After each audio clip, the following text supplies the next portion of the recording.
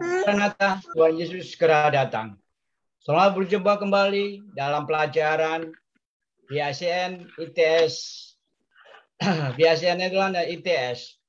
Terima kasih untuk setiap saudara yang sudah hadir pada kesempatan ini. Saya Peter Supusepa dari Belanda mengucapkan selamat datang bagi Anda baik yang hadir di Zoom maupun di FB Live. Bagi Anda yang ingin bergabung melalui Zoom, ID kami 5958 230 282 dengan passcode 5E kecil, 8J besar, 9B besar. Saya ingin menyapa teman-teman yang ada saat ini. Ada pastor senior kami, Pastor Wanda Dumes dan Pastor Erna Dumes SH yang ada di Sydney, Australia. Ada Pak Zainal Arifin Peter yang ada di Cilacap. Ada Ibu Marcella yang ada di Manado. Juga ada Ibu Oike Abram yang ada di Balikpapan. Juga Pak Ferry Gunawan yang ada di Sydney, Australia. Juga ada Ibu Nona Nehas yang ada di Belanda. Sebelum kita mendengarkan pelajaran tentang eksegesis Daniel 8 ayat 14, mari kita berdoa. Mari kita bersatu dalam doa. Bapa dalam surga, kami ucap syukur pada kesempatan hari ini Tuhan. Tuhan, terima kasih atas kasih, anugerah, kemurahan, dan keselamatan yang Tuhan berikan dalam kehidupan kami. Kami ucap syukur kepadamu Bapa. Bapa, pada kesempatan hari ini Tuhan, kami akan mendengarkan sebagian dari pelajaran-pelajaran firman-Mu Tuhan, yang akan disampaikan Pastor Wanda Dumais dari Sydney, Australia Tuhan. Tuhan, tolonglah kami yang hadir saat ini, bagi yang ada di FB Live maupun di Zoom Bapa, untuk kami mengerti setiap firman atau pelajaran yang akan dibagikan Pastor Wanda kepada kami Bapa tentang Daniel 8 ayat 14 ini Bapa. Sehingga kami boleh mengerti Tuhan. Sehingga kami mempunyai iman yang benar dalam kami melakukan setiap firman-Mu dalam kehidupan kami Bapa. Bapa, tolong pimpin kebaktian ini Bapa. Juga Zoom yang kami pergunakan. Juga wifi atau internet yang kami pergunakan di rumah kami masing-masing. Tuhan, biarlah berjalan dengan lancar. Tidak ada gangguan suatu apapun. Hanya di dalam nama Tuhan Yesus Kristus. Bapak, pimpin kebaktian ini Bapak. Terima kasih Bapak. Kami serahkan doa dan permohonan kami ini di dalam satu nama, yaitu Yesus Kristus, Tuhan dan Allah dan Juru Selamat kami. Haleluya. Amin. Kami persilakan hambanya Pastor Wanda Dumais dari Sydney, Australia untuk menyampaikan pelajarannya. Kami persilakan Pak.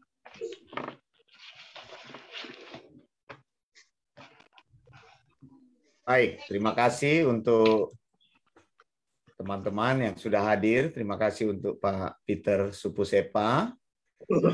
Dan kita sekali lagi mengucapkan selamat ya untuk Pak Zainal Arifin Peter yang baru saja dikaruniai seorang anak perempuan dalam keluarganya ya. Kita berdoa terus, Tuhan akan tolong semuanya, tambah semangat, tambah rajin melayani Tuhan, tambah berani untuk menyampaikan sound doktrin ya. Tuhan selalu menyertai. Dan doa kita untuk ibu dan anak ya, Francisca dan juga Ibu Okta, biar Tuhan pulihkan, berikan kesehatan senantiasa. Nah, saudara-saudara yang dikasihi Tuhan, baik teman-teman yang di Zoom maupun yang di FB Live, ya hari ini saya ingin kita bersama-sama memahami secara terbuka. Memang ayat-ayat dari Daniel 8 ini sudah banyak sekali saya tulis eksegesisnya, tapi hari ini kita akan mencoba menggali lebih dalam lagi dalam konteks tatap muka supaya kita mengerti. Nah, ini penting karena Daniel dan Wahyu adalah satu paket, kan? Kita sudah belajar kitab-kitab Apokalipsis. Kita mempelajari kitab Wahyu, ada keterkaitan juga dengan kitab Daniel. Dan karena itu kita akan melihatnya bersama-sama supaya kita tahu argumentasi yang berkembang di masyarakat seperti apa. Nah, untuk sampai kepada Daniel 8 ayat 14 lebih dulu, secara cepat saya akan memberikan summary terkait dengan Daniel pasal 8 supaya pada saat membaca Alkitab ini kita tidak menjadi kebingungan atau kita tidak tersesat di dalam sebuah kebenaran gitu ya. Banyak orang yang mempelajari kebenaran justru mereka tersesat di dalam kebenaran itu karena kebenaran itu bagaikan sebuah hutan yang luas. Kalau kita tidak mempunyai kompasnya, maka kita bisa tersesat. Nah, ini Daniel 8. Lembaga Alkitab Indonesia memberi judul Domba Jantan dan Kambing Jantan. Kita lihat ya pelan-pelan hal ini. Dikatakan pada tahun ketiga pemerintahan Raja Belshazzar, nampaklah kepadaku Daniel. Nah, Daniel ini banyak sekali diberikan oleh Tuhan nubuatan-nubuatan. Jadi nubuatan itu, profesi itu kan berbicara mengenai kejadian-kejadian yang akan datang. Kebanyakan yang Daniel dapatkan adalah dalam penglihatan. Lihat di sini dikatakan penglihatan. Nah, penglihatannya seperti apa? Penglihatan di sini dijelaskan oleh Daniel di ayat 2 bahwa aku di dalam roh berada di Puri Susan. Puri Susan ini adalah istana yang menjadi tempat pemerintahan dari raja. Jadi di pusat pemerintahan pada saat itu adalah, kalau kita tahu belajar dari sejarah, jadi saat itu dari Babel kemudian turun kepada, terjadi perpindahan kepada kerajaan Media Persia.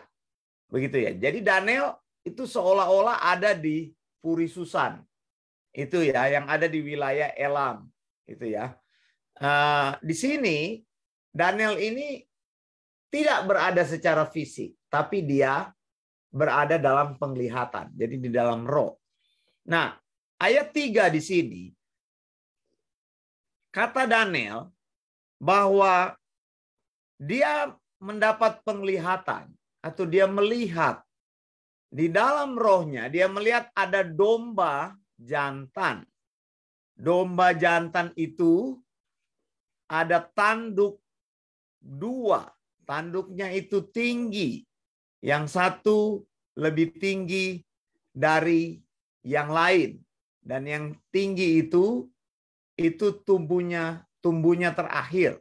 Nah, ayat 3 dan 4 ini kalau kita lihat di sini dikatakan domba jantan ini katanya menanduk ke barat. Ya, ke barat, lihat ya. Ke utara dan ke selatan, dan tidak ada seekor binatang pun yang tahan menghadapi dia, dan tidak ada yang dapat membebaskan dari kuasanya. Ia berbuat sekehendak hatinya dan membesarkan diri. Jadi ada kata barat, utara, selatan. Ini arah mata angin. Menunjuk kepada 4 penjuru bumi. Ini kan. Tapi kenapa tidak disebutkan timur? Kenapa? Ada yang tahu nggak? Disebutkan tadi saya bilang kan ini arah mata angin. Tapi arah mata anginnya cuma 3. Barat, utara, selatan. Coba periksa. Domba jantan itu menanduk ke arah barat, utara, selatan. Ini arah mata angin. Kita tahu mata angin itu ada 4 arahnya. Ada utara, selatan, timur, barat. Tapi di sini kok tidak ada timur, hilang timurnya. Kenapa? Ada yang tahu? Silakan. Kenapa Karena tidak? timur sudah dikuasai, Pak. Betul sekali. Karena timur itu adalah pendudukan dari siapa? Dari Babel. Dari Babel. Jadi posisi domba jantan ini mengambil alih wilayah timur. Begitu Babel yang kemudian menjadi Persia. Begitu, nanti kita lihat petanya. Nah, dikatakan, jadi dari Babel, ya ini harus kita lihat dari 4 kerajaan yang dimana Nebukadnezar bermimpi, patung besar kan? Jadi Nebukadnezar bermimpi, ada Babel yang sudah dijelaskan, kemudian ada Media Persia, ada Yunani, dan ada Romawi. Nanti kemudian, nah ini memang kerajaan besar yang menguasai dunia. Nah sekarang dikatakan domba jantan itu menanduk ke arah barat, menanduk ke arah utara, dan menanduk ke arah selatan. Nah sekarang saya tutup dulu ini. Saya tutup dulu ini, lalu saya akan buka. Sebentar. Saya akan buka dari gambarnya, dari apa yang akan kita bahas ya. Coba lihat di sini, supaya kita tidak membayang-bayangkan. Jadi saya mengambil gambar domba jantan. Domba jantan ya. Siapa domba jantan itu? Domba jantan itu menunjuk kepada Medo Persia atau media Persia, ya, media Parsi. Ya, jadi di sini Daniel 8 ayat 4 itu barat, utara, selatan. Jadi timur tidak disebut karena timur itu menaklukkan Babilonia. Jadi langsung mengganti Babilonia. Ke arah barat itu Asia Kecil, Syria dan Mesopotamia. Nanti kita lihat di sini nih di peta. Lalu utara itu, di utara di sini di atas itu ada Armenia. Ada Laut Kaspia sebelah sini ya. Kemudian di selatan itu ada Mesir di sini. Kemudian ada Arab ya. Di sini Arabia. Kemudian ada Palestina. Nah, jadi coba lihat mapnya di sini nih. Ini kekaisaran dari Persia. Bisa lihat di sini. Ini Babel. Lihat Babel di sini, Persia di sini.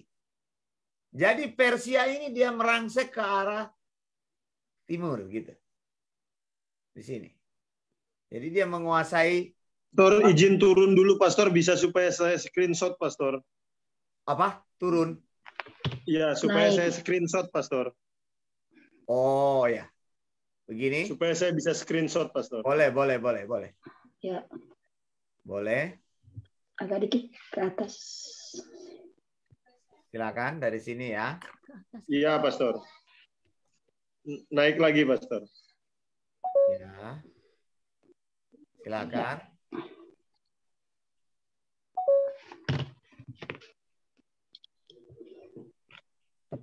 Silakan daerah-daerah ini supaya kita bisa familiar dengan daerah-daerah ini. Ini domba jantannya ya.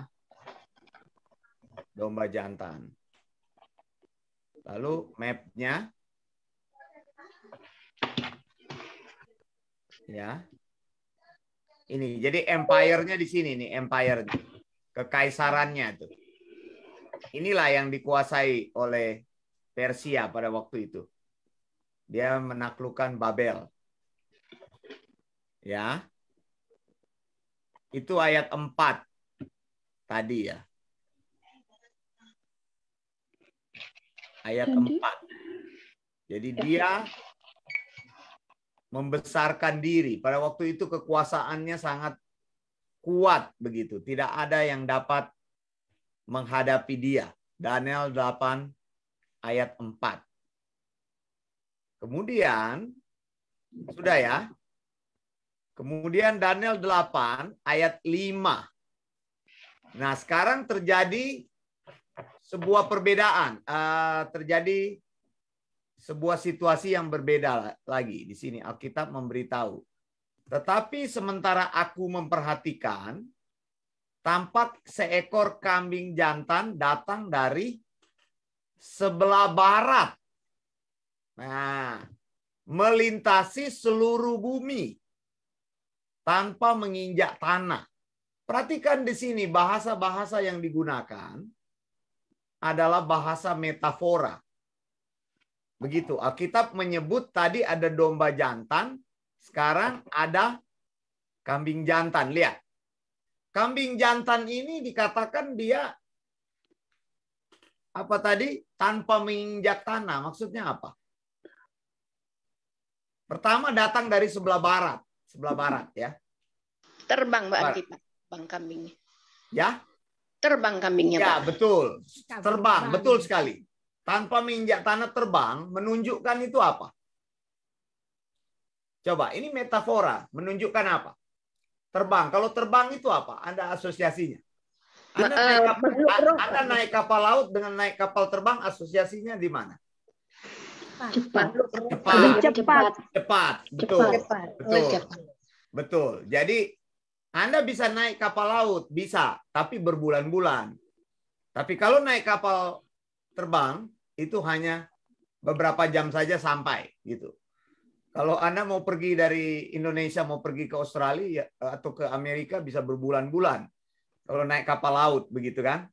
Gitu. Tapi kalau naik kapal terbang ya hanya beberapa jam aja, 1 hari gitu ya. 18 jam atau bisa 20, tergantung berhenti di mana. Nah, jadi ini adalah sebuah metafora tanpa menginjak bumi. Jadi dia terkenal dengan kecepatannya ini.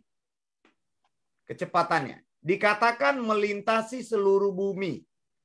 Begitu. Jadi di sini, kalau kita lihat di sini, nah ini penguasaan kerajaan daripada apa itu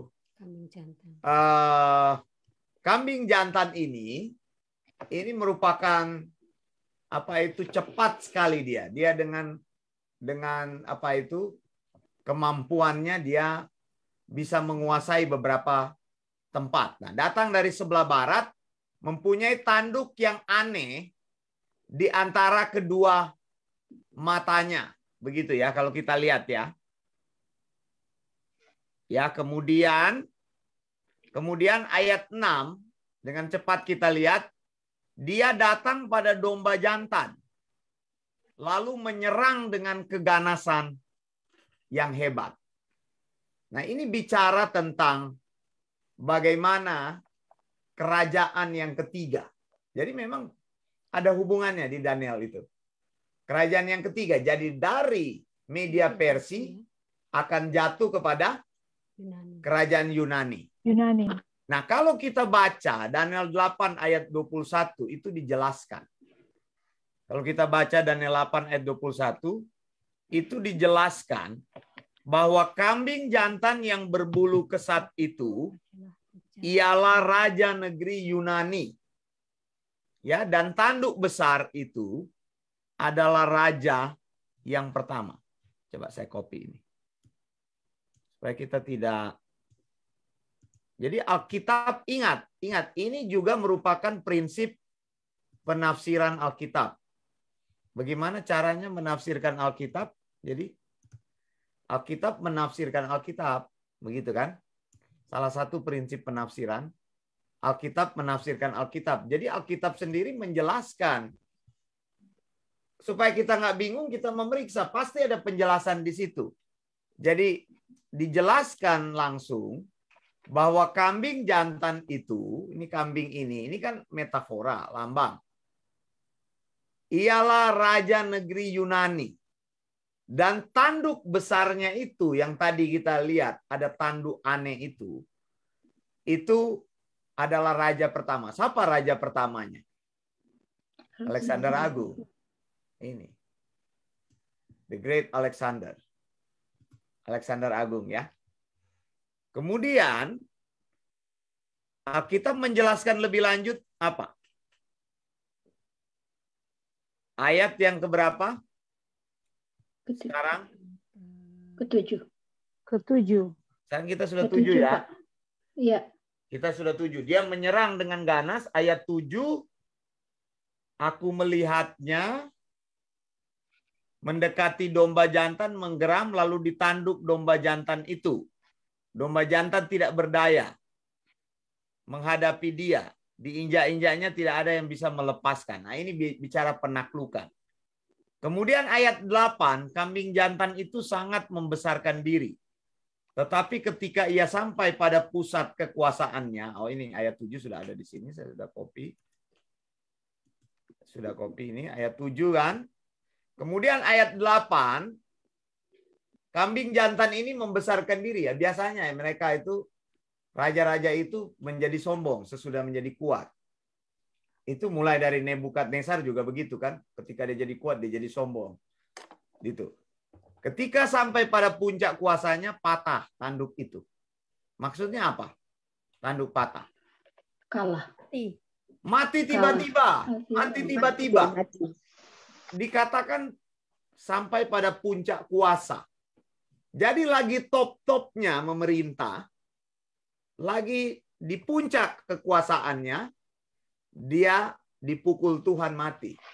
Ini Alexander Agung ini mati di usia 32 atau 33 tahun. Masih sangat muda, betul nggak? Jadi masih memang lagi puncak-puncaknya itu. Dia meninggal, lalu dikatakan pada tempatnya tumbuh 4 tanduk yang aneh sejajar dengan keempat mata angin yang dari langit. Nah ingat, mata angin tadi. Mata angin itu selalu menunjuk kepada pusat bumi. Jadi utara, selatan, timur, dan barat. Ya kan? 4 mata angin. Nah 4 tanduk ini, nah ini dia kerajaannya nih. Saya kasih dia punya warna di sini nih. Jadi utara hijau ini, selatan hijau ini dikuasai oleh Ptolemy. Ya. Oke. Kemudian daerah timur itu kuning. Itu jadi selatan daripada Israel dan Mesir ini tadi Ptolemy. Ptolemy ini tahu nggak Ptolemy? Ptolemy Mesir ini tahu nggak? Yang terkenal apa? Ada yang tahu nggak? Ptolemy ini yang terkenalnya apa? Saya sudah pernah jelaskan. Yang terkenal apa? Ptolemy. Di Mesir, Alexandria terkenalnya dengan apa? Alkitab Perjanjian Lama itu diterjemahkan di masa dia ke dalam bahasa Yunani. Masih ingat? Apa itu Alkitabnya? Septuaginta kan? Septuaginta. Masih ingat? Septuaginta ya Pak. Septuaginta itu adalah Alkitab PL yang diterjemahkan ke dalam bahasa Yunani. Dan itu dikerjakan di zaman Ptolemy. Jadi kita mesti tahu sejak penaklukan, makanya karena ada kata tadi seluruh dunia, lihat, seluruh bumi, maksudnya bukan, ini kan kata Alkitab yang seolah-olah kita pikir seluruh bumi itu menunjuk pada seluruh dunia. Ya, Indonesia tidak dikuasai sama Yunani. Maksudnya seluruh bumi ya pada waktu itu di pusat kebudayaan itu, yang tadi itu nih kita lihat ini. Itu sebabnya bahasa Yunani menjadi lingua franca. Bisa jelas nggak sampai sini?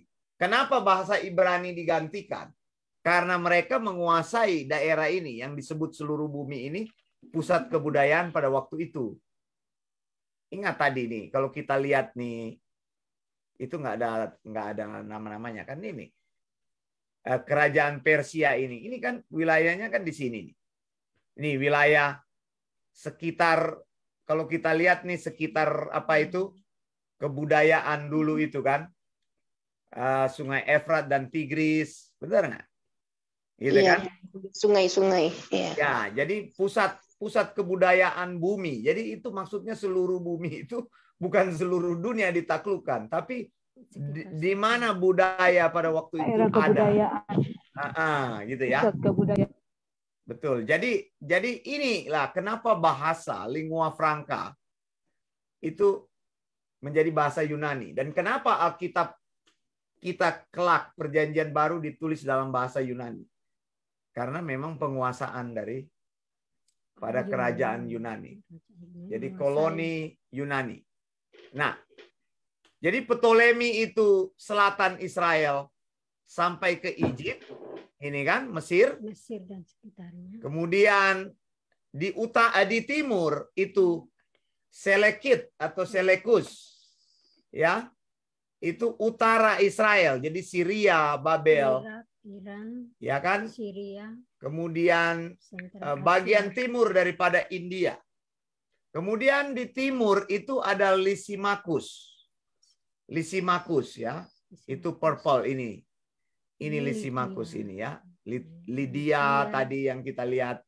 Persia. Ada Lydia gitu, ada Lydia di sini kan. Ini kan Lydia, Ionia. Sardis ini kan Ionia. sebelah sini.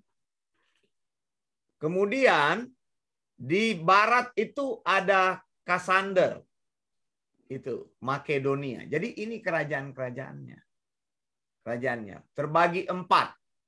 Selama 20 tahun raja-raja ini saling berperang satu sama lain. Nah ini yang Alkitab katakan. Tumbuh 4 tanduk yang sejajar. Sejajar. Kekuasaan mereka itu sama kuat begitu. Tapi yang lebih memang terkenal ini Ptolemy dan Selekit ini kalau kita tahu. Jadi Ptolemy, ingat aja orang-orang Israel kan akhirnya mereka berbahasa Yunani. Makanya Alkitab harus diterjemahkan ke dalam bahasa Yunani. Itu di Alexandria kan. Itu jadi diterjemahkanlah itu Perjanjian Lama. Itu ceritanya anak-anak atau generasi Israel tidak bisa lagi berbahasa Israel atau Ibrani. Kemudian ayat 9. Ayat 9. Maka dari salah satu tanduk itu muncul tanduk kecil. Nah, ini seringkali dikacaukan orang dengan tanduk kecil di Daniel 7 ayat 25. Saya sudah bahas juga ini. Coba salah satu buka Daniel 7 ayat 25. Bilang apa? Daniel 7 ayat 25.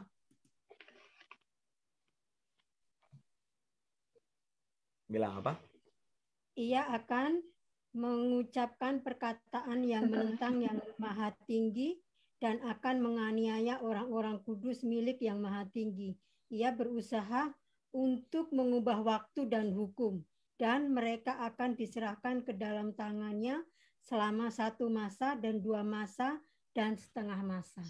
Nah, ini tanduk kecil yang di dalam Daniel 7 ayat 25 ini menunjuk kepada antikris. Tapi tanduk kecil ini Alkitab sudah jelas katakan bukan antikris ini. Kenapa? Karena muncul dari mana? Dari salah satu tanduk. Dari salah satu tanduk. Bisa jelas nggak? Ini kan disebut tanduk tadi 1, 2, 3, 4 tanduk. Nah, muncul dari salah satu tanduk yaitu dari Selekis ini atau Selekit ini. Yang kita kenal itu adalah Antiochus Epiphanes. Dia ke arah mana katanya? Ke arah selatan. Coba lihat. Daniel 8 ayat 9. Ke arah timur dan ke tanah permai. Selatan itu Mesir. Jadi nanti dia membesarkan kekuasaannya ke Mesir. Kemudian timur ke Persia. Armenia, Partia, kemudian tanah permai. Nah, tanah permai ini adalah Israel. Begitu. Jadi sekarang kita ngerti bahwa pusat penglihatan dari Daniel 8 ayat 14 itu bercerita tentang siapa? Tentang siapa? Tentang tanduk kecil ini. Antiochus Epiphanes. Antiochus Epiphanes. Kalau kita baca ayat, lihat ya, saya tunjukkan ya, nanti gampang Habis itu kita menafsirkan gampang ini. Lihat ya.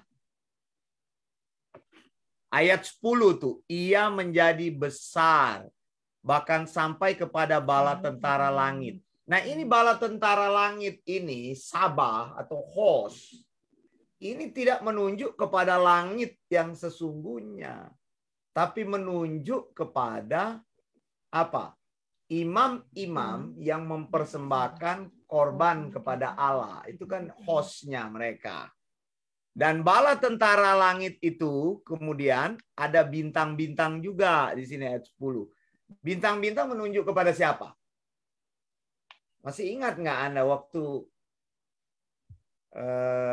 Yusuf bermimpi tentang bintang-bintang? Bintang, dia bilang kan ada ini, kemudian ada 12. Bintang ini menunjuk kepada suku-suku Israel. Jadi bala tentara langit itu adalah yang disebut dengan imam-imam, dan bintang-bintang itu menunjuk kepada orang Israel. Jadi bisa jelas nggak? Jadi bukan, iya, jadi tidak mendukung sama sekali tentang pemberontakan dia ini kepada Allah. Itu hati-hati menafsirkan Alkitab. Kemudian panglima bala tentara, ini panglima bala tentara kepada imam besarnya ini kan, dan daripadanya diambil korban persembahan sehari-hari. Nah lihat, sudah mulai jelas nih ayat, korban persembahan sehari-hari. Kemudian tempat kudus dirobohkan. Lalu ayat 12, kebaktian diadakan secara fasik menggantikan korban sehari-hari. Jadi maksudnya apa? Jadi nanti korban yang dilakukan di altar di bait Allah itu akan diganti menjadi korban kepada dewa siapa? Dewa siapa? Dewanya orang Yunani. Begitu, bukan kepada Allah tapi dinajiskan. Jadi secara fasik. Kemudian kebenaran dihempaskan. Apapun yang dibuatnya semuanya berhasil. Nah, dalam sejarah, Antiochus Epiphanes ini mulai berkuasa tanggal 5 Kislev. Gitu ya. Bulan September itu kan, Kislev itu bulan ke-9 itu kan. Itu dia mulai menajiskan. Jadi di altar itu bukan dipersembahkan korban tapi dipersembahkan babi. Kemudian ada pelacur di sana. Begitu. Jadi pokoknya dinajiskan altar bait Allah. Makanya kita lihat di sini ayat 13. Nah, ini kuncinya. Kemudian ku dengar seorang kudus berbicara dan seorang kudus lain berkata, sampai berapa lama penglihatan ini berlaku? Nah, ini yang menjadi persoalan. Kalau orang Advent ini mereka tidak mengatakan bahwa ini bukan menyangkut korban, tapi kan di sini Alkitab bilang korban. Bahwa penglihatan itu waktunya mengenai korban dan kefasikan. Tempat kudus diserahkan, bala tentara diinjak-injak. Makanya ayat 14 bilang, sampai kapan itu? 2.300 petang dan pagi. Lalu tempat kudus itu akan dipulihkan dalam keadaan wajar. Jadi sampai di sini baru kita bisa, sampai di sini kita bisa mengerti sekarang. Lihat, saya tunjukkan ayatnya. Bagaimana menafsir Daniel 8 ayat 14. Jadi berkaitan dengan apa Daniel 8 ayat 14? Sekali lagi. Silakan. Dengan korban. Berkaitan dengan apa? Penglihatan itu? Korban persembahan petang dan pagi. Korban. Lalu apa?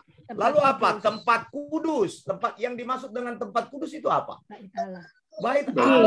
Bait Allah. Bait Allah, mesbah, altar, bait Allah. Lalu bala tentara diinjak-injak. Tadi bala tentara kita sudah lihat siapa? Imam-imam orang Israel. Imam-imam dan juga orang Israel. Nanti orang Israel, orang Yahudi dilarang untuk memasuki kota Yerusalem. Tidak boleh. Di zaman itu mereka diusir, tidak boleh mendekati, tidak boleh ibadah di bait Allah. Begitu. Nah, ini kan Daniel 8 ayat 14 sudah jelas bahwa 2.300 petang dan pagi itu menunjuk kepada korban sehari-hari yang dinajiskan. Tempat kudus yang dinajiskan. Jadi di sini saya sengaja mengambil, kalau kita menerjemahkannya, kita harus melihat kepada bahasa asli. Lihat prinsip penerjemahan. Tadi Alkitab menafsirkan Alkitab. Melihat kepada bahasa asli Alkitab. Tidak langsung menerjemahkan mengambil ayat yang lain. Tidak, Alkitab tadi menjelaskan kok. Domba itu siapa, kambing itu siapa, betul nggak? Terus tanduk itu siapa? Jadi kita harus kembali kepada Alkitab. Alkitab menafsirkan Alkitab, melihat konteks yang terdekatnya apa. Jadi jangan seperti orang Advent dia tafsirkan dalam Yehezkiel 4 ayat 6. Satu hari sama dengan 1000, sama dengan 1 tahun. Jadi makanya 2.300 petang dan pagi ini ditafsirkan 2.300 tahun. Nah ini menurut saya ini penyimpangan karena artinya akan menjadi berbeda. Berarti Advent keliru dong ya? Ya bukan hanya keliru, sesat. Saya sudah bilang. Karena nanti akan menghasilkan satu hasil dari tafsiran yang berbeda. Kan itu dibuktikan kan 1844 itu di mana Miller menafsirkan 2.300 itu adalah 2.300 tahun. Yesus akan datang karena dia menghitung 457 ketika penglihatan ini disampaikan tambah 2.300 tahun. 2.300. Hasilnya sama dengan 1.844. Makanya dia menetapkan di satu frame waktu itu 21 Maret 1843 dan 21 Maret 1844 Yesus akan datang. Begitu. Nah, sampai hari ini nubuatan 2.300 ini tetap dipegang sama mereka sebagai waktu di mana hari menjadi tahun. Dari mana mereka lihat hari? Karena mereka tafsirkan dari King James Version. Coba lihat.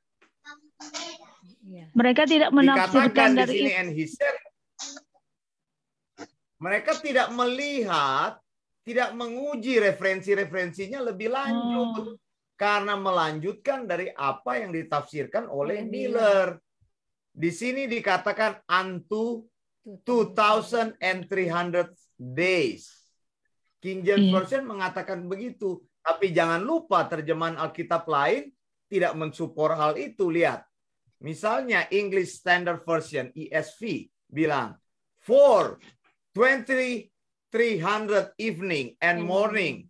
Dikatakan evening and morning. NIV juga begitu. It will take 2,300 evenings and mornings. Lagi begitu kan. Nah jadi dalam ayat ini memang ada yang menafsirkan 2.300 sebagai tahun. Ya salah satunya GMAHK itu. Ada yang menafsirkan sebagai hari. Tapi kita menempuh cara yang ketiga, yaitu apa yang Alkitab bilang. 2.300 petang dan pagi. Karena di sini dikatakan di sini. Lihat, kalau kita baca di sini. Wayomer. Kemudian dikatakan Elai. Kemudian dikatakan Aat. Kemudian dikatakan apa? Eref Boker. Ya kan? Eref Boker itu kan petang dan pagi. Itu udah jelas di situ. Eref Boker itu kenapa kita menggunakan dengan hari? Karena dia bicara tentang korban. Bukan hanya hari di sini. 2 kali ya. Jadi korban kan yang disinggung adalah korban. Nah, Israel mempersembahkan korban sehari itu 2 kali. Petang dan pagi kan ada cara mengujinya juga ada sama. Di sini ya ada Eref Boker juga sama di sini. Kejadian 1 ayat 5, Kejadian 1 ayat 8 juga Eref Waihi Boker begitu kan? Tetap sama situ. Di sini juga dikatakan seperti itu. Jadi petang dan pagi kalau kita baca sama penafsirannya. Jadi sekarang penafsiran dari 2.300 ini adalah petang dan pagi dan menuju kepada apa? Korban. Korban. Korban sehari. Jadi yang dimaksud hari itu adalah korban harian. Bukan 2.300 hari. Begitu. Berarti kalau dia 2.300 petang dan pagi. Kan saya sudah bilang, bagaimana caranya kita menghitungnya? 2.300 ada petang dan pagi. Betul. Jadi dibagi 2 dong. Namanya petang dan pagi. Jadi 2.300 dibagi 2. Dibagi 2. Tapi waktu Pastor Wanda sampaikan kepada GMAHK waktu itu mereka tidak mau mendengarkan karena mereka cuma pakai tafsiran mereka, dan ketika saya mendengar mereka katakan bahwa mereka ambil tafsiran, mereka menafsir dari King James. KJV kan, mereka ambil dari KJV dan mereka bertahan dengan hal itu. Berarti bisa dikatakan kita dong lebih benar, kita lebih betul dong daripada mereka, dan mereka sangat-sangat ya seperti Pastor Wanda katakan sesat begitu. Ya harus diuji memang. Lihat ya. Tafsiran mereka dari sini, lihat. Yehezkiel 4 ayat 6. Bagaimana kok mengambil sebuah tafsiran terlalu jauh? Dari Daniel ke Yehezkiel jauh sekali. Ini memang Yehezkiel berkata seperti itu, kita tidak bisa pungkiri. Tapi kan ini tidak ada kaitannya sama sekali. Lihat, dikatakan, aku menentukan bagimu 1 hari, 1 tahun. Nah, apa hubungannya dengan 2.300? Karena untuk membenarkan pendapat 1 hari 1 tahun, ini teori cocok logi namanya. Kemudian lagi. Di dalam Bilangan 14. Coba lihat Bilangan 14. Ayat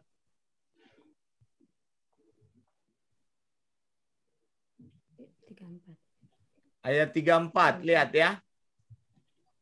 Ini jadi supaya tahu mereka punya dasar. Sampai sekarang juga mereka tetap protes saya. Mereka bertahan pada penafsiran ini. Harusnya mereka lebih rendah hati lah kalau mau belajar. Tapi sudah malu mungkin. Bilangan 14. Bilangan 14. Ayat 34. Ayat 30 berapa tadi? 34. 34 ya. 34 saya copy ya. Bilangan 14. Jadi lihat di sini, lihat. Mereka bilang 1 hari dihitung 1 tahun. Memang ayat ini ya benar, kita tidak meragukan ayat Alkitab. Tapi cara menafsirnya nggak bisa loncat-loncat begitu. Alkitab sendiri sudah menjelaskan. Menafsirkan Daniel 8 ayat 14 harus mencari konteks terdekat. Ya. Konteks terdekatnya adalah ayat berapa? Ayat berapa? Kan 14 kita lihat ayat 12 dan 13 itu adalah konteks 12, 13. Konteks terdekat ini 1. Jadi 1 hari dihitung 1 tahun. Ya apa hubungannya? Makanya mereka menghitung 2.300 karena ada kata hari di King James. James Version. Lihat. Di King James. Makanya saya kasih merah ini. Nah, kata hari. Padahal kalau kita lihat dari ayat-ayat sebelumnya, Daniel 8, 12, 13, kan harus konteks dekatnya. Baru konteks di 1 pasal. Saya sudah ajarkan bagaimana menafsir Alkitab. Cari ayat terdekatnya, sebelumnya atau sesudahnya. Sesudahnya. Itu. Apa yang dibicarakan di situ tidak pernah berbicara tentang antikris. Tidak, nggak ada antikris. Terus tidak berbicara tentang nubuatan bahwa nanti akan terjadi pada masa akhir zaman nanti. Memang masa akhir, tapi masa akhir yang dimaksudkan bisa jadi masa di mana Daniel tidak melihat lagi. Gitu. Jadi bisa lihat nggak sampai sini? Bagaimana ininya ya. Sudah ngerti ya. Ini nggak gampang sekarang kalau kita. Tapi kalau soal hari itu Pak, kalau saya lihat itu memang cuma King James Version yang mengatakan hari aja, tapi yang lain mengatakan evening dan Petang dan pagi. King James itu sebenarnya dia nggak salah dia menafsirkan. Yang dimaksudkan dengan hari dalam pandangan King James itu kan hari menunjuk kepada korban itu. Oh, korban. Korban itu kita yang harus mengerti kan, benar nggak? Dia bilang betul. 2.300 hari. Hari yang dimaksud dengan itu adalah hari persembahan korban itu. Tapi kan kita harus ngerti bahwa korban itu adalah korban sehari-hari. Iya kan? Korban sehari-hari kan Israel itu mengorbankan apa itu korban bakaran itu petang dan pagi. Pagi. Ada di mana itu? Coba lihat. Ada di mana itu korban petang dan pagi? Ada di mana?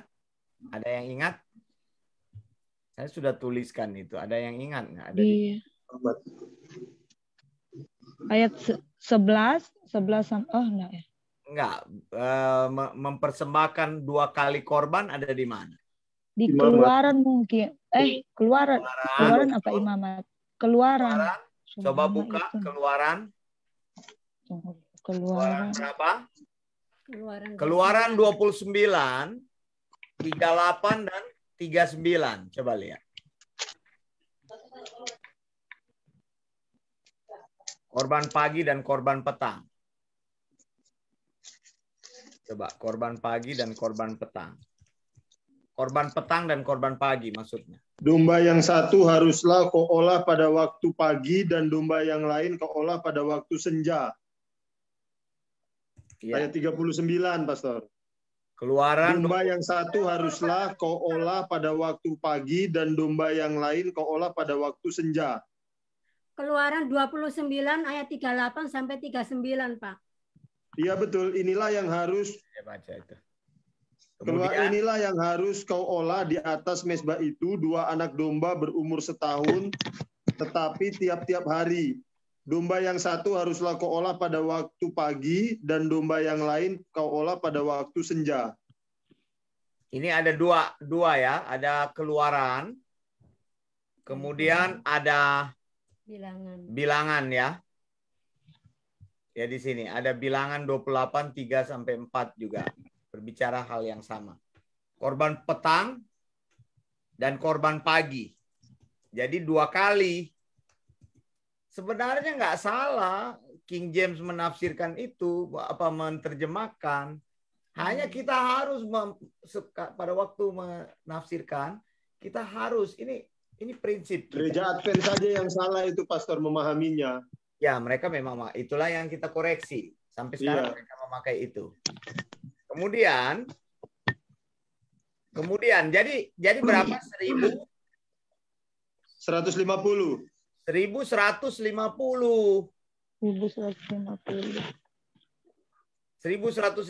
mana tadi? Hari. Nah ini kan 1150 hari. Jadi di sini, lihat kan? Jadi 1150 hari ini yang harus dicari.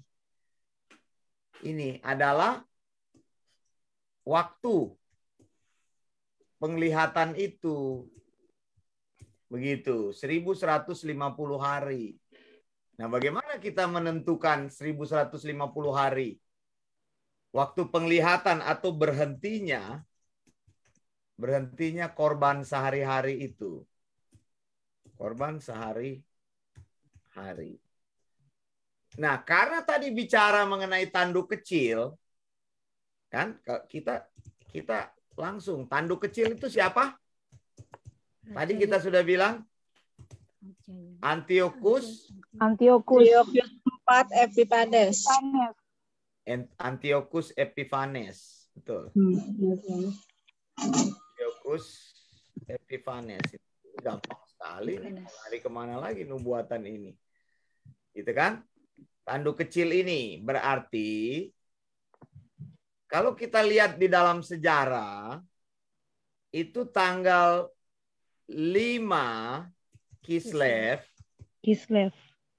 Tahun 145 SE, Seleucid era. Nah, ini kemarin yang diprotes sama Tapson. Tapson protes ini. Nah, ini kan 167 sebelum Masehi. Ini dimulainya. Jadi dimulainya itu apa? Bait Allah dinajiskan. Begitu. Lalu terjadi pemberontakan oleh Yudas Makabe. Jadi ini adalah tanggal 15 Kislev. 148 SE, Seleucid era. Berarti dia 167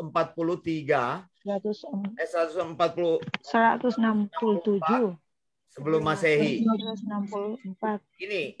Ini bait Allah ini. Ini yang disebut dengan Hanukkah. Hanukkah ini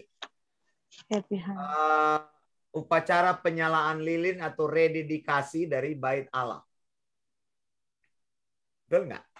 Karena Yudas Makabe ini memimpin pemberontakan, akhirnya mereka bisa menang.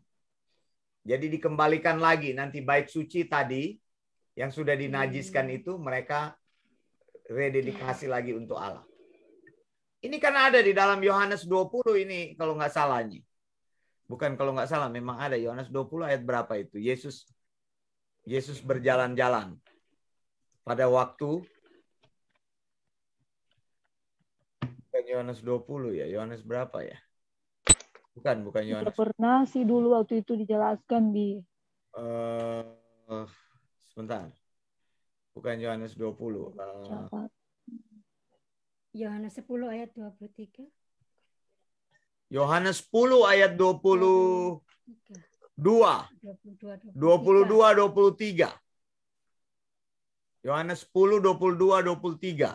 Coba lihat. Yohanes 10 22 23.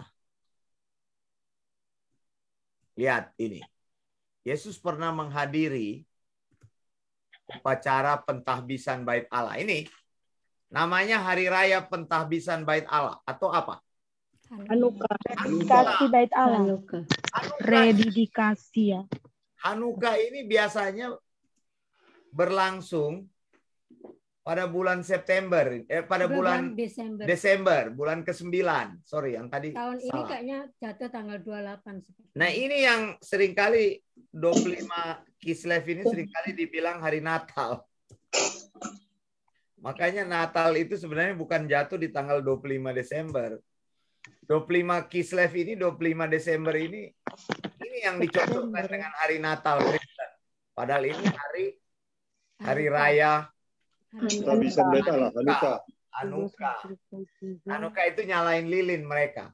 Cuma kan karena kalender Israel itu berubah-ubah karena mereka menghitung bulan kan, lunar. Jadi makanya jatuhnya seringkali tidak tepat. Bisa juga awal.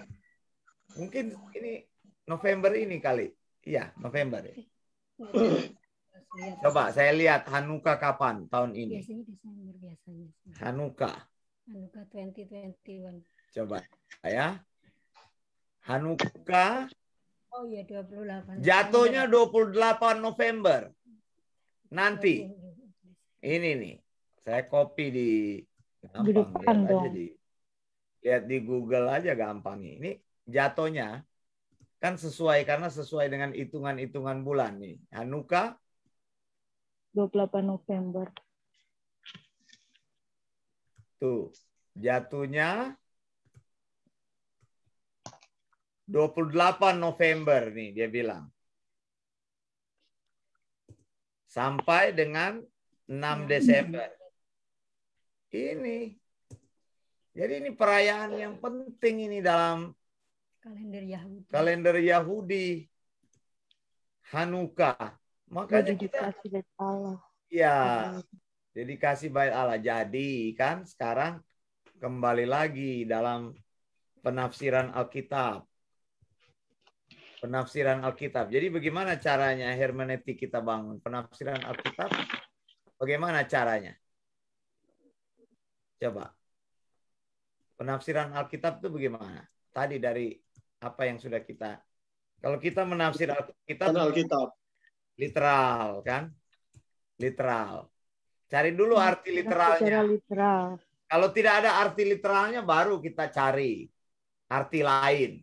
Tapi kalau artinya sudah dijelaskan oleh Alkitab, ya sudah stop sampai situ, nggak usah dirohanikan begitu. Jadi 1 tahun 1 hari jadi 1000 tahun. Kemudian apa lagi prinsip yang berikutnya? Apa? Gramatikal, kan? Gramatikal. Gramatikal, ya kan? Tadi bahasa aslinya, ya kan? Historical. Kemudian apa? Gramatikal. Verbal dan plenary. Verbal and plenary. Ya kan? Terus apa lagi? Alkitab. Menafsirkan Alkitab. Bible interpret itself. Ya kan? Kemudian apa lagi? Prinsip konteks. Konteks jauh, konteks dekat. Iya, paling kita lihat dari konteksnya. Jangan karang-karang, langsung ambil kejauhan. Begitu. Jadi, Ambil di Yeskiel. Ambil di Yeskiel. Hubungannya Jauh sekali, bertahan pun. sama bilangan apa urusannya ini? Nggak sesuai nih. Gitu. Makanya nggak ketemu. Dokter pun bertahan, padahal salah. Jadi kalau saya pikir ya Pak Wanda, Ya. di samping ajaran itu benar, di dalam menafsirkan suatu teks Alkitab itu menafsirkan firman Tuhan itu juga sangat penting ya. Tuh. Iya. Ajaran sehat dibangun oleh eksegesis yang benar. Jadi sekarang kalau kita tafsirkan ini 1150, bagaimana caranya kita hitung? Kan? Berarti kalau kita lihat dari 5 dan 15 Kislev ini berarti 3 tahun 10 hari. Betul nggak? 3 tahun 10 hari. Iya.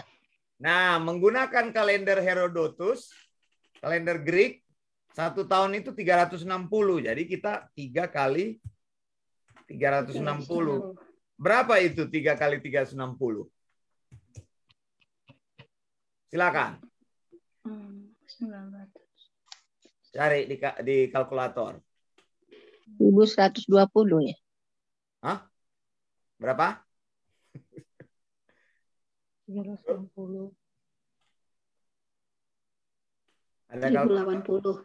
1080, Pak. 1080 Bu Christine. Ya. Iya 1080 Pak. Ya. Bu Christine ya yang tadi ya. Kemudian di tahun itu ada intercalary month. Jadi ada 2 intercalary month. Jadi 2 kali 30. Intercalary month itu 60. 60. Intercalary month itu 1 bulan itu 30 hari. Gitu. Karena kan nggak kurang dia 360. Kemudian tambah berapa? 1080. Tambah 10 hari ya. Tambah 10. Kan 3 Tambah tahun 10 hari. 10 hari. Iya, tambah 10 hari kan? Tambah 10 hari. 10 hari ya. 10 hari 15 Kislev tadi kan. Jadi berapa ini?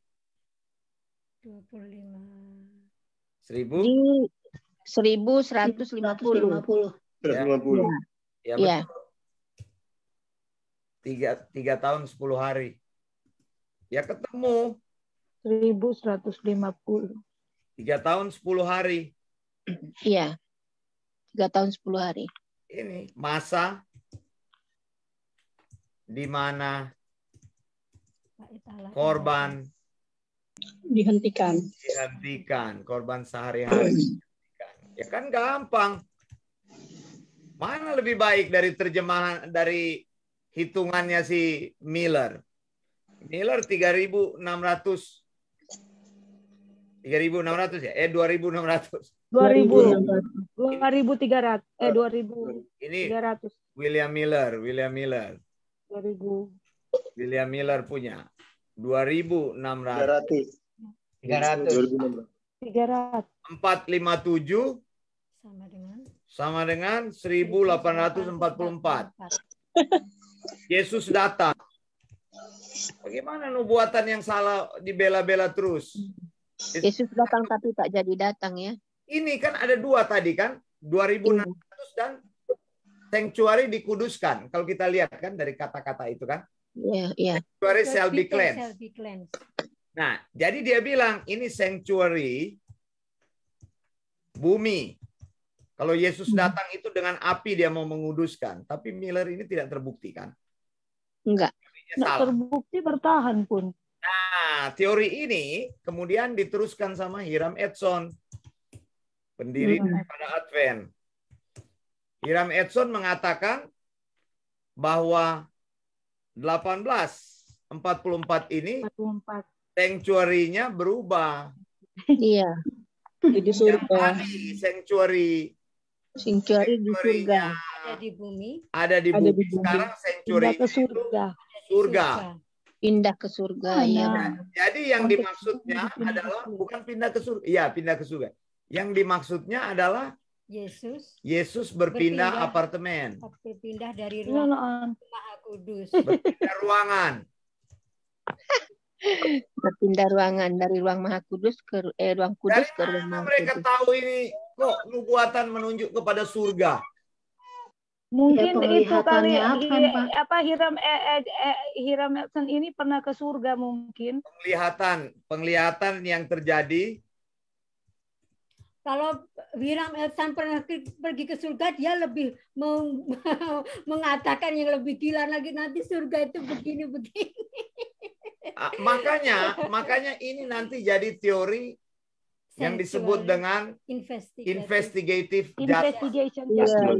Jadi ini teori mereka ini ya, teori mereka the sanctuary sama the sanctuary dan kemudian doktrin investigation judgment. Investigative judgment. Investigative judgment.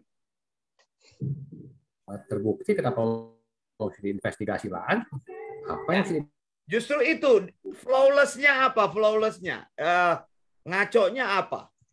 Masakan Tuhan mau memberikan nubuatan yang ada di surga? Satu. Nubuat.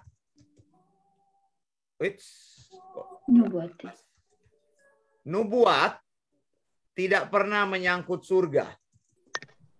Tidak pernah menyangkut surga. Nubuatan selalu terjadi. Apa yang akan terjadi? Nubuat itu menyangkut di bumi. Ngapain Tuhan menubuatkan hal yang di surga? Buat apa kita tahu hal yang di surga? Yang akan di bumi yang terjadi. Itu satu. Tidak pernah menyangkut surga. Kita tidak perlu tahu. Ulangan 29 ayat 29. Hal-hal yang tersembunyi untuk Tuhan. Hal-hal yang dibuka untuk manusia. Coba lihat ulangan. Betul? Ulangan 29 ayat 29. Ya, betul ya? Iya, benar. Kemudian nomor dua.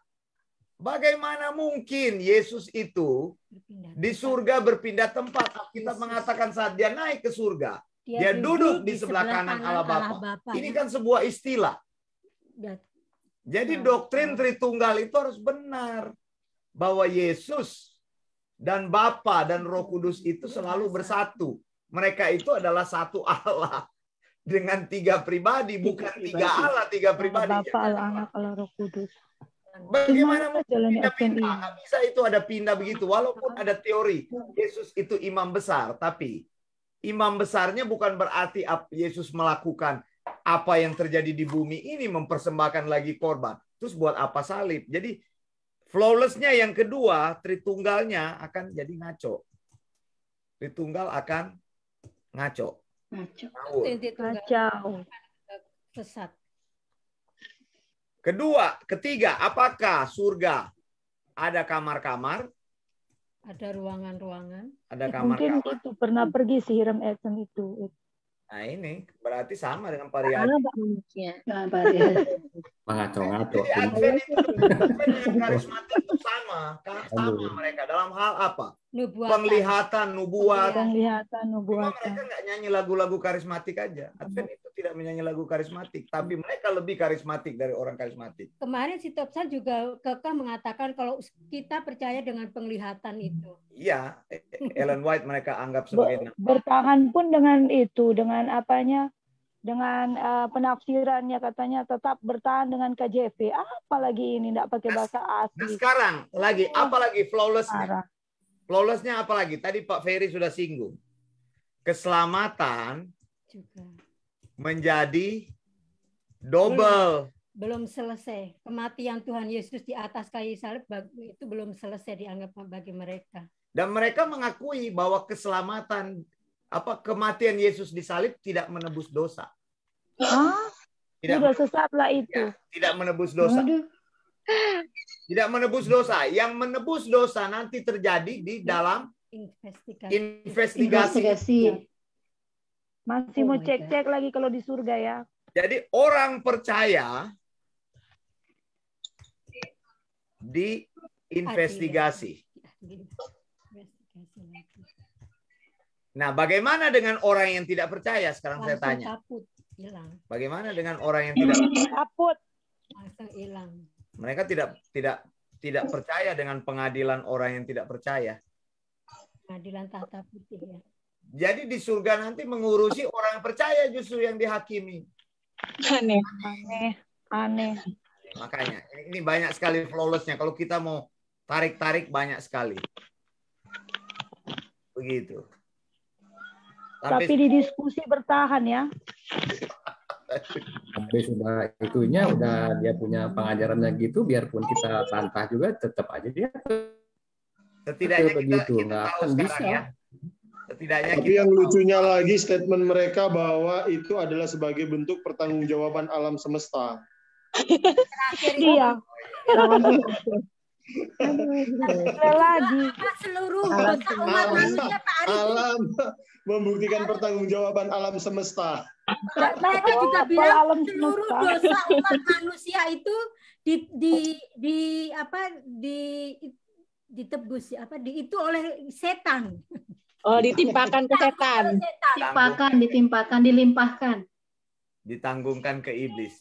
Jadi dosa itu yang menanggung adalah iblis. Betul lah, kalau sesat memang benar-benar sesat, aneh juga ini. Jadi banyak dia punya lari-larinya akan banyak. Bertahan pula, belum lagi yang komentar-komentar itu. Betapa pentingnya waktu Pastor Wanda closing statement, tapi kalau waktu Pastor Wanda closing statement tentang masa Allah bertanggung jawab, Allah itu adalah pencipta, saya lihat itu para narasumber, para ininya itu pada bengong semua mereka. Kelihatan gesturnya. Mereka baru ngeh begitu, kelihatan kalau coba lihat videonya lagi. Ketika Pastor Wanda sampaikan itu, masa Allah dia pencipta, dia harus bertanggung jawab kepada ciptaan. Itu mereka bengong itu pada waktu itu, dia sempat mereka diam semua. Saya lihat itu gesturnya. Iya, Tuhan yang bisa jamah final hati mereka. Kayak batu begitu. Wow, udah dokter-dokter tapi begitu.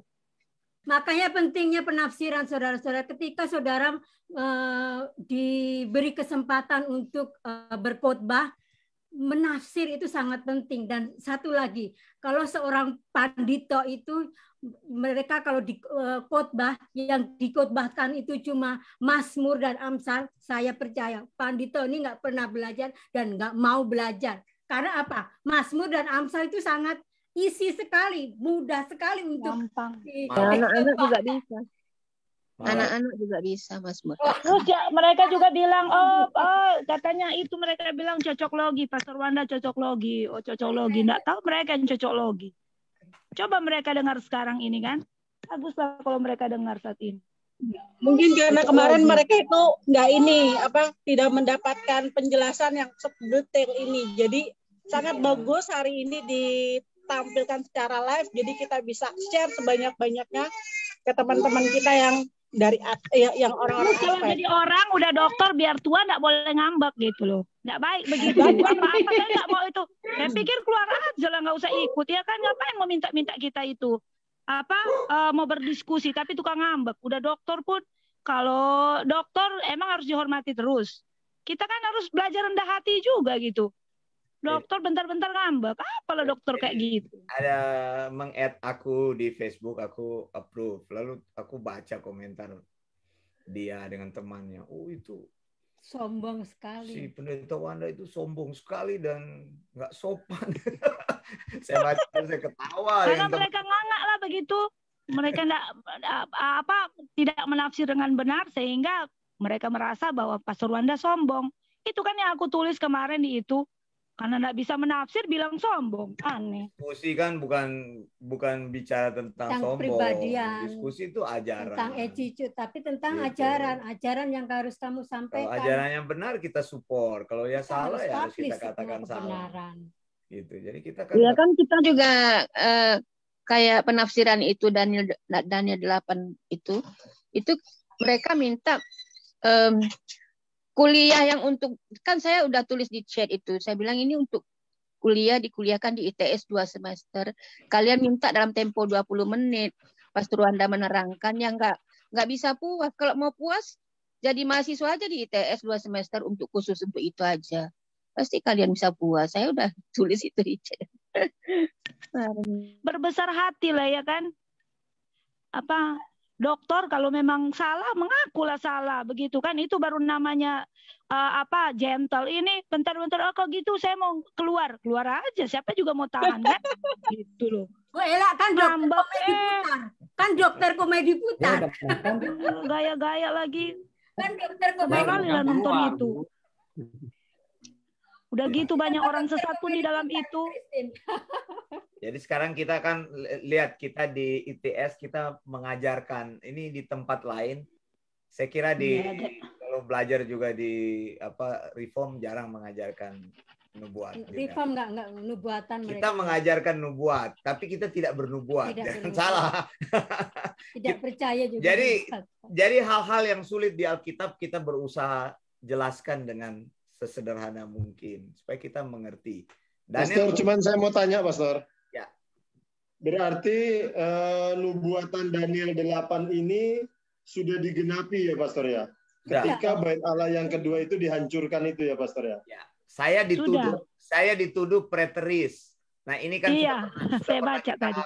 Kita pelajari di Wahyu. Wahyu ada 4 kan? Ada preteris, ada historical. Kemudian ada satu lagi apa? Apa lagi satu? Apa lagi saya lupa yang satu. Kita ngajar waktu itu kayaknya. 4 ya. Nanti kita balik lagi ke situ. Saya dituduh preteris. Preteris itu tidak percaya nubuat sudah terjadi. Ya kalau yang sudah terjadi ya kita tafsirkan sudah terjadi. Tapi kita tetap mengharapkan apa-apa yang belum terjadi kan. Mereka belum tahu kan teologi kita mengenai eskatologi. Sementara eskatologi yang mereka pahami itu adalah eskatologi yang sekarang ini sudah terjadi. Gitu. Makanya ya, Paus itu dianggap sebagai antikris. Ya. Kita belum mengatakan antikris itu siapa karena belum terjadi antikris. Roh antikris sudah ada. Gitu. Sudah ada, tapi orangnya belum duduk. Dari dulu Paus dituduh sebagai antikris karena mereka menghitung itu tahun-tahun itu. Gitu. Paus juga menghitung tahunnya sudah salah ya Pak ya. Mengubah hari. Ya, itu padahal Paus itu baru tahun berapa? Itu Daniel 7 ayat 25 tadi itu yang mengubah hari. Mengubah hukum. Mengubah hukum dan waktu. Itu ditafsirkan kepada Paus. Padahal itu kan antikris nanti. Yang tanduk yang akan muncul dari 10 bangsa nanti. Dari 10 bangsa. Kemudian ada 10 tanduk, kemudian ada 1 tanduk yang akan muncul mengalahkan. Ya, gitu kan. Jadi panjang gitu. Cuma mereka nanti kalau begitu mereka akan bilang tafsiran saya itu premillennialism. Mereka tidak mengakui premillennialism. Terus preteris. Tadi saya sudah jawab. Karena saya bukan orang preteris. Baru 1 yang kamu tahu udah tuduh orang preteris. Memang ditafsirkan harus terjadi kok. Sudah terjadi gitu. Karena memang korban. Nanti nubuat-nubuat yang lain sedikit demi sedikit kita selidiki gitu. Kita paham ya, kalau kita baca sekarang sudah jelas baca kitab berkaitan dengan nubuat. Oke, saya pikir begitu. Masih ada yang mau tanya satu orang lagi? Nanti kayaknya kaum Advent akan mengajak debat lagi. Sekarang soal predestinasi. Ngambek-ngambek tapi minta debat terus. Apa lah ini? Habis itu ngambek-ngambek. Itu bukti daripada penasaran. Penasaran, sebetulnya mereka ingin lebih tahu. Padahal mereka ratus-ratus datang. Kita kan cuma segelintir. Grup mereka yang mengajak debat itu kita, padahal yang mengajak debat itu mereka. Tapi mereka kita yang ngajak debat, padahal mereka yang selalu ini di WhatsApp ke Pak Wanda. Ayo Pak. Nanti kita diskusi. Nanti kalau sudah mau mulai, nanti Bu Erna, kalau sudah mau mulai saya mau tulis duluan di situ. Yang ngajak debat ini Advent ya, sudah ketiga kali ini ajak debat. Jangan ngambek-ngambek, saya mau tulis begitu nanti. Iya, yang itu yang ngajak itu suka dengan pemaparan Pastor Wanda. Lewat WhatsApp ini, ayo Pak kita diskusi lagi. Pak Wanda sudah tanya tentang apa sekarang? Predestinasi. Predestinasi lagi. Predestinasi lagi ya. Aduh, bisa di kuliah aja di ITS lah bilang predestinasi sudah kuliah di ITS satu semester deh gitu. Ya udah gitu. Makanan kita, orang doktrinnya mereka aja kita bisa ini, apalagi sekarang doktrin kita ya. Berarti Pastor gereja atau Dokter Pemedi Putar juga berkata begini, kalau Pak Wanda itu taunya cuma kulit-kulitnya saja. Lihat sekarang, biar dia melihat sekarang. Katanya saya cuma tahu katanya kulit-kulit dari si siapa itu Ellen White. Punya pisang kali ini. Kulit. Padahal yang kita udah jelasin doktrinnya dia bagaimana kulit. Kalau kulit ya kita cuma terangkan aja global kan. Dia cuma tahu menerangkan apa yang ada, habis itu udah diam. Waktu pertama kali itu cuma baca semua itu, nggak ada isinya. Aduh, parah juga itu tukang ngambek itu tuh Om satu itu siapa tuh namanya, lupa pula. Pemedi Putar. Tuh Om siapa? Aku nggak tahu lah nama dia siapa itu. Tukang ngambek itu yang masuk di apa kelas kita waktu itu. 3 orang itu. Oh ya, ini Pastor. Berarti investigasi judgment yang dipercaya sama orang Advent itu akan terjadi di surga. Berarti logikanya gini. Kalau sudah di surga, masa nanti ada orang keluar lagi masuk neraka? Jadi surga itu seperti halnya nggak punya. Iya. Sejak 1844, jadi sudah terjadi sampai hari ini. Oh, kan? sampai hari ini. Bukan nanti. Sejak 1844 Yesus sudah pindah ke. Nah, tapi kan ada pengertiannya dari gereja Advent bahwa orang yang meninggal itu, ya kan? Tidur. Mereka masih tertidur.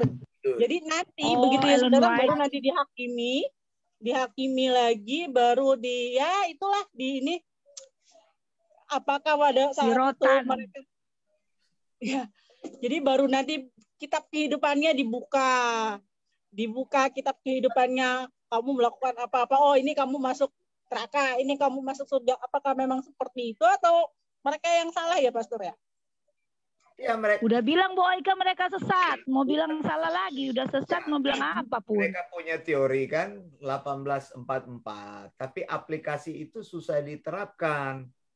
Karena persoalannya orang yang sekarang ini di dalam Tuhan yang mati, mereka bilang tidur. Ya. Begitu tidur, nanti waktu Yesus datang baru dibangunkan. Makanya ada istilah sampai berjumpa di pagi yang cerah. Kan? Mereka punya istilah kalau ada orang mati. Nah, bagaimana 1844 Yesus sudah pindah terus belum terjadi ini, masih mau tunggu. Buat apa Yesus pindah gitu. Makanya banyak mereka bentrok gitu konsepnya. Harusnya malu lah, tahu diri lah. Bentrok, banyak yang bentrok kan. Bertahan pula tuh dokter satu itu. Banyak lah mengenai Sabat juga banyak. Sabat, sanctuary itu terus. Nah, nanti di Tritunggal. Predestinasi nanti saya ada jurusnya namanya doktrin kamera. Nanti saya kasih tahu sama mereka dia punya doktrin kamera. Nanti lihat aja pas ininya main. Itu ada doktrin kamera dari mereka. Sebagian mereka belum tahu. Nanti saya akan tunjukkan ke mereka itu sistem penafsiran mereka. Doktrin kamera. Apa artinya ya nanti pada waktu bertemu. pokoknya ada lucunya pokoknya. Kalau yang biasa selfie nanti tahu. Ya, yang biasa pakai kamera ya. Saya biasa selfie. Sekarang suka biasa ya. Saya juga suka pakai kamera. Itu namanya doktrin kamera. Nanti deh pada waktu berdiskusi predestinasi kalau saya nggak lupa atau nanti saya tulis. Ya, gini kita lagi debat lagi sama orang Advent nih. Saya muncul. Predestinasi topiknya. Pendeta. Ya. Kalau dilihat-lihat itu Advent sama kayak Yehova sama ya, mirip-mirip itunya. Mirip. Dia punya mirip Yehova, memang benar mirip. Pernah saya tulis itu satu. Mirip itu kelihatannya. Nah, pernah tulis itu. Yehova aja juga. Itu sama ya. Yehova aja udah sesat ya, sama juga ini juga sesat ini Advent ini. Pak Ferry ada dapat surat nggak dari mereka, surat cinta dari saksi Yehova? Dari saksi Yehova. Saya ada, nanti kapan saya foto, saya posting di Facebook. Ada surat cinta dari saksi Yehova. Ya. Sekarang bukan knock di pintu lagi Pak sekarang. Kirim surat. Sekarang kirim surat di itu di apa? Di bawahnya ada QR code. Kalau Anda mau tahu, silakan Anda scan. Langsung foto. Ya, di letterbox gitu. Ya. Malahan di kita lagi parkir foto juga disamperin sama saksi Yehova, dikasihin kertasnya, buku sama bukunya. Kalau kayak gitu tanyain Pak, Yesus itu siapa gitu. Pasti mereka nggak akan bisa jawab. Nggak akan jawab. Iya. Iya, tapi mereka cukup berani gitu ya. Malahan pernah datang waktu saksi Yehova datang ke rumah sini. Pernah ya, sering kok ya ngetok-ngetok pintu. Dulu pernah ada kejadian dulu waktu di Amerika, ada tuh juga saksi Yehova datang maksa terus Pak Wanda langsung tanya tentang siapa itu Yesus, mereka nggak bisa jawab, akhirnya sudah nggak knock lagi, nggak datang lagi, udah. Atau kalau dia datang suruh berdoa. Ya mereka nggak mau kalau berdoa. Ya, mau. Saya punya pengalaman waktu mami saya sakit. Didatangin oleh saksi Yehova. Saya dengerin mereka berdoa. Setelah berdoa saya bilang, coba kamu ulangi lagi, karena saya dengar kamu berdoa tidak menyebutkan Tuhan Yesus. Terus bilang, loh kenapa? Saya mau dengar. Kalau kamu tidak mau menyebutin nama Tuhan Yesus, silakan keluar dari ruangan kamar mami saya yang dirawat. Udah habis itu mereka nggak datang lagi. Iya, doa kok nggak. Mereka nggak mau. Apa? Ya soal sama juga Advent dari Amerika, Yehova juga dari Amerika ya Pak ya? Ya, dari sana, dari Amerika tuh. Memang segala kesesatan. Segalanya dari sana. Dari sana tuh. Tapi kan juga dari sana gitu, sama kan. Jadi nggak semua dari Amerika itu baik. Harus dipelajari. Oke, kalau begitu kita akan tutup. Saya kembalikan kepada hambanya, Pak Peter Supusepa. Silakan Pak Peter. Terima kasih Pastor Wanda atas eksegesinya Daniel 8 ayat 14. 2.300 petang dan pagi itu adalah korban yang dipersembahkan di bait Allah. Sangat clear sekali penjelasannya Pastor Wanda. Terima kasih atas penjelasannya.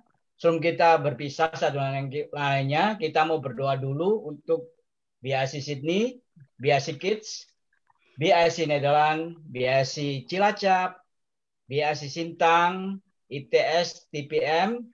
Saya minta kesediaan Ibu Nona untuk berdoa. Silakan Ibu Nona. Mari kita bersatu dalam doa. Bapa yang Maha Kasih, terpujilah Engkau Tuhan. Terima kasih untuk waktu yang boleh kami terima saat ini, di mana kami boleh diberikan waktu untuk belajar bersama-sama dengan Pendeta Wanda. Terima kasih Tuhan, karena Engkau juga telah memberikan kami seorang pastor yang begitu luar biasa. Biarlah semua yang Pak Wanda kerjakan juga boleh didengar oleh saudara-saudara kami yang lain, sehingga mereka juga boleh menerima anugerah keselamatan, pengajaran yang benar, dan mereka boleh kembali ke dalam pengajaran yang benar, dan mereka boleh percaya ya Tuhan. Begitu banyak saudara-saudara kami yang belum mengerti, tapi biarlah ya Tuhan melalui siaran-siaran ulangan, melalui pemberitaan di media sosial, mereka juga boleh mendapatkan anugerah keselamatan itu ya Bapak. Kami juga berdoa Tuhan buat PIC, BIC Sydney, BIC Kit, BIC Cilacap, Sintang, dan yang lainnya ya Bapak, dalam setiap pengajaran-pengajaran yang diadakan, baik di ITS juga ya Tuhan, semuanya boleh berbuah ya Tuhan. Tuhan menjaring orang-orang yang menjadi pilihan Tuhan untuk dapat bergabung bersama kami untuk melebarkan pengajaran ini ya Tuhan, sehingga banyak jiwa boleh selamat. Terima kasih Tuhan Yesus, kami serahkan semua doa ini ke dalam tangan pengasihan-Mu. Berkati Pak Wanda, Bu Erna, dan kami semua satu persatu ya Tuhan, Engkau yang maha mengetahui keadaan kami, dimanapun kami berada, kami juga boleh memberitakan kepada sesama kami, kepada saudara kami, kepada yang lainnya ya Tuhan. Pakai kami Tuhan Yesus, dan biarlah juga kami boleh tetap rendah hati, kami boleh terus memuji dan memuliakan Tuhan untuk hormat kemuliaan-Mu. Terima kasih Tuhan, di dalam nama Tuhan Yesus kami telah berdoa dan mengucap syukur. Haleluya, amin. Amin. Masih ada beberapa pengumuman. Ibadah pertemuan Jemaat BIC Nederland tetap diadakan besok pada hari Minggu pukul 8 pagi waktu Belanda atau pukul 2 siang WIB. Dan juga ada kebaktian BIC Sydney tetap diadakan pukul 11 pagi waktu Belanda atau pukul 5 sore WIB. Dan untuk pelajaran kelas ITS dan TPM, Anda bisa melihat flyer yang kita bagikan di FB. Kita akan menutup kebagian ini. Sebelum kita tutup bagian ini, mari kita bersatu dalam doa. Saya minta kesediaan Ibu Marcella untuk berdoa, Ibu. Boleh, Ibu? Mari kita berdoa, kami mengucap syukur Bapa di surga, terima kasih buat keselamatan yang sudah Engkau anugerahkan bagi kami semua. Tuhan Yesus sudah mati bagi kami sudah diselamatkan oleh Tuhan, dan saat ini terima kasih banyak buat pengajaran firman Tuhan yang sudah kami terima dari Pastor Wanda. Kiranya Tuhan menolong Pastor Wanda senantiasa menjadi Tuhan orang yang dipakai Tuhan lebih lagi, supaya apa yang Tuhan sampaikan itu yang disampaikan kepada kami, dan tolong supaya orang-orang yang sudah mendengarkan ataupun nanti akan mendengarkan pengajaran yang sudah Tuhan kami belajar saat sore malam hari ini, kiranya semua orang bisa dibukakan supaya mereka juga bisa diselamatkan oleh Tuhan. Dan saat ini kami akan menutup pengajaran atau ibadah atau pengajaran pada sore malam hari ini. Kiranya Tuhan memberkati kami semuanya. Terpuji nama-Mu, di dalam nama Tuhan Yesus Kristus kami berdoa dan mengucap syukur. Haleluya, amin. Amin. Terima kasih atas kesempatan dan waktu yang Anda berikan dalam mengikuti pelajaran BIC dan ITS. Kita akan menutup ibadah ini. Kita mau bersama-sama mengucapkan salam gereja perjanjian baru. Maranatha, Tuhan Yesus telah datang. Terima kasih Pastor Wanda, terima kasih Pastor Wanda, terima kasih semuanya. Bye.